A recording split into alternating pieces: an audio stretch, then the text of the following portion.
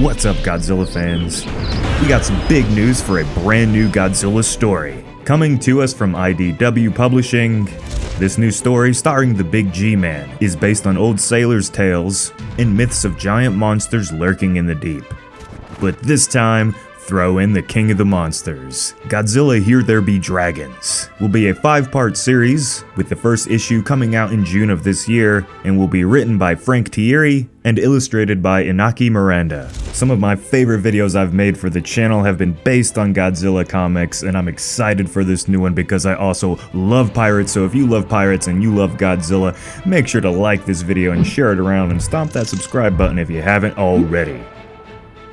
So let's get right into what most of you are most excited to hear about, and that is, of course, Godzilla's appearance. First off, personally, well done to the art team here. Especially whoever did this cover art for issue 1, wow. Take a good old look at the G-Man here. To me, his appearance appears to be inspired by the Final Wars Goji design. When you put them side by side, you can really see all the similarities, especially with the head.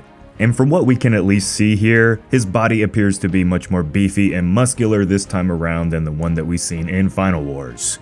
Now this shot right here I thought was very cool at representing Godzilla's, awesomeness. I really love how the artist has his eyes glowing. It just embodies power.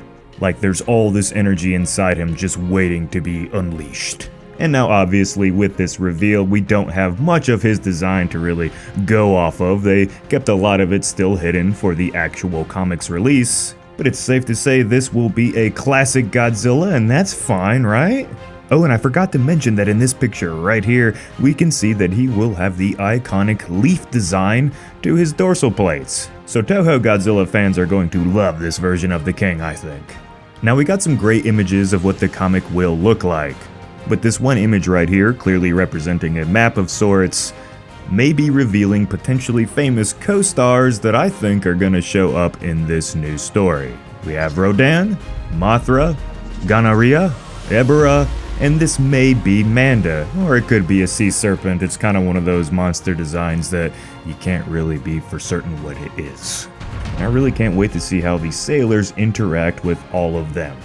And according to what has been revealed, we are going to get more than just the Toho monsters. All sorts of famous mythological sea beasts from the stories we all grew up with may just show up. Now let's quickly talk about what we know about this story so far. During the 1500s, humanity was attempting to tame the oceans of our planet, and countless brave explorers took to their ships and set sail to discover new lands, cultures, and riches. Long spans of time at sea, mixed with poor diets and a lot of boozing, led to many of these sailors believing that the ocean had more than just fish swimming around. We've all heard the stories, like that of the Kraken, coming from a time when there were still plenty of mysteries still out there in the world. Godzilla Here There Be Dragons takes place during that era and plans to have famous explorer Sir Francis Drake himself leading the adventure. Writer Frank Thierry has this to say about his experience working on the project so far. What could be cooler than a Godzilla tale with pirates? Here There Be Dragons is a lost voyage of Sir Francis Drake, told through the eyes of a crewman facing execution. The question is he telling the truth? Is there really a conspiracy to cover up what happened to Drake on that island and the existence of Godzilla? Or is this merely another pirate's tall tale?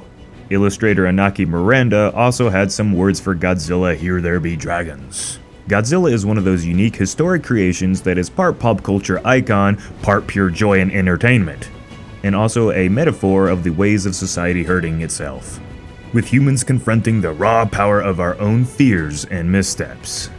And lastly, IDW's executive editorial director, that's a mouthful, Jamie Rich had this to say about the project.